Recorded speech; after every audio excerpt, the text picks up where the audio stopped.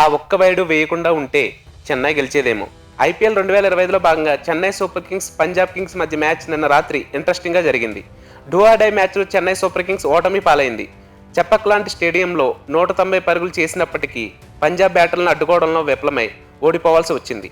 అయితే మ్యాచ్ మొత్తం ఎలా ఉన్నా ఆఖరి 2 ఓవర్లు మాత్రం కాస్త టెన్షన్ పుట్టించాయి.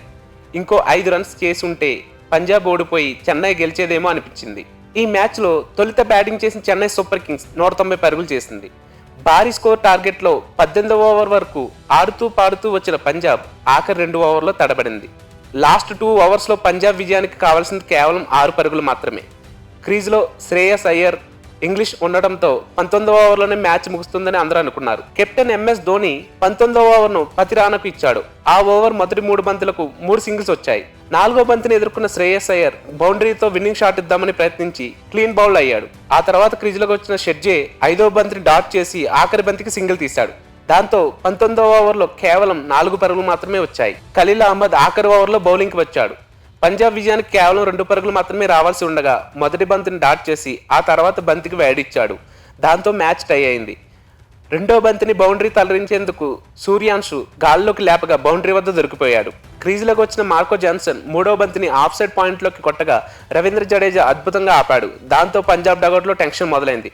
4వ బంతి ఎడ్జ్ తీసుకుని కేపర్ పక్క నుంచి 4 వెళ్ళింది. దాంతో పంజాబ్ 2 బంతులు మిగిలి ఉండగానే మ్యాచ్ గెలిచింది.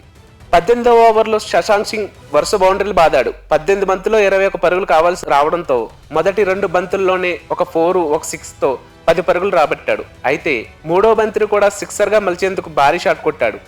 బౌండరీ దగ్గరున్న బ్రెవిస్ బంతిని 2 సార్లు గాల్లోకి ఎగరేసి 3వసారి క్యాచ్ అందుకున్నాడు.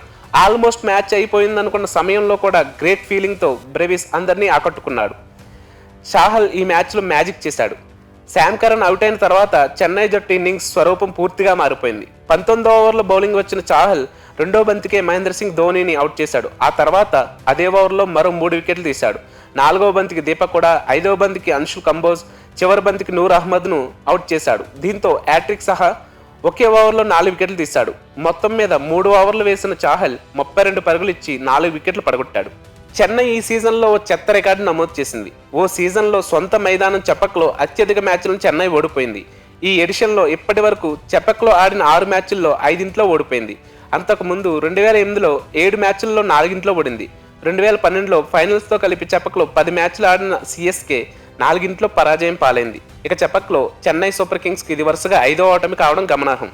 అంతేకాదు ఈ సీజన్లో మొదటగా ఎలిమినేట్ అయిన జట్టు కూడా చెన్నై సూపర్ కింగ్సే.